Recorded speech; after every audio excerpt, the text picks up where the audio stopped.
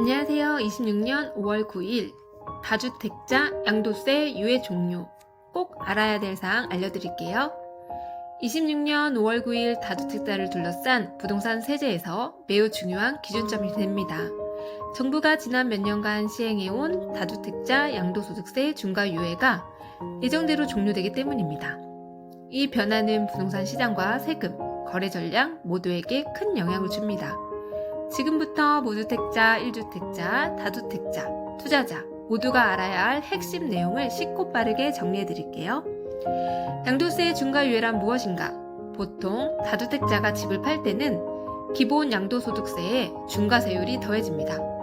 그동안은 정부가 부동산 시장 안정을 위해 중과세를 일시적으로 유예해 줬었죠. 즉, 다주택자가 집을 팔 때도 일반 세율만 적용해줘서 세부담이 매우 낮았었습니다. 그런데 이 유예 조치가 26년 5월 9일로 종료된다는 것입니다. 26년 5월 9일까지 계약하면 중과세를 피할 수 있다. 정부는 갑자기 혜택을 끊어버리는 대신 유예 종료 전에 계약한 분들에게는 완화 조치를 일부 인정해주기로 한 것입니다. 26년 5월 9일까지 매매 계약을 완료할 것, 즉 계약서를 5월 9일까지만 쓰면 잔금 지급 및 등기 완료는 여유를 준다는 방침입니다. 기간은 지역마다 다른데 서울 일부 핵심 지역, 강남 3구와 용산은 4개월, 신규 조정 대상 지역 또는 그 외에는 6개월. 26년 5월 10일부터는 어떻게 달라질까요?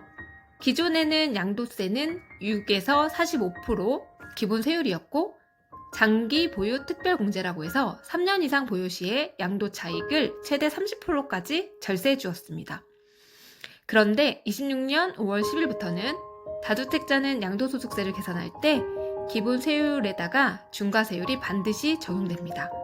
특히 조정 대상 지역 기준으로 보면 1세대 2주택자일 경우 일반 세율 더하기 20%포인트 중과, 1세대 3주택인 경우 일반 세율 더하기 30%포인트 중과, 그렇다면 최고 세율은 75% 플러스 지방세 포함하면 최대 82.5%까지도 도달할 수 있다는 분석이 나오는 겁니다.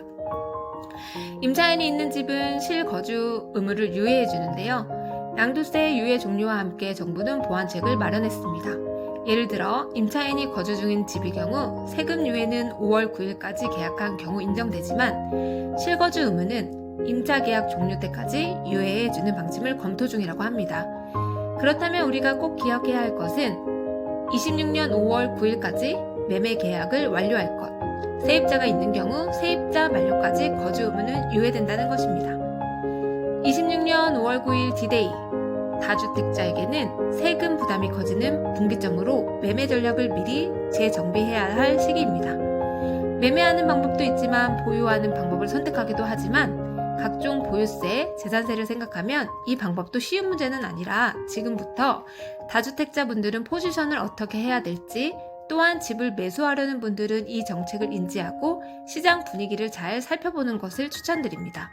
관련하여 문의사항 있으시면 언제든지 댓글 남겨주세요. 구독, 좋아요 부탁드립니다. 감사합니다.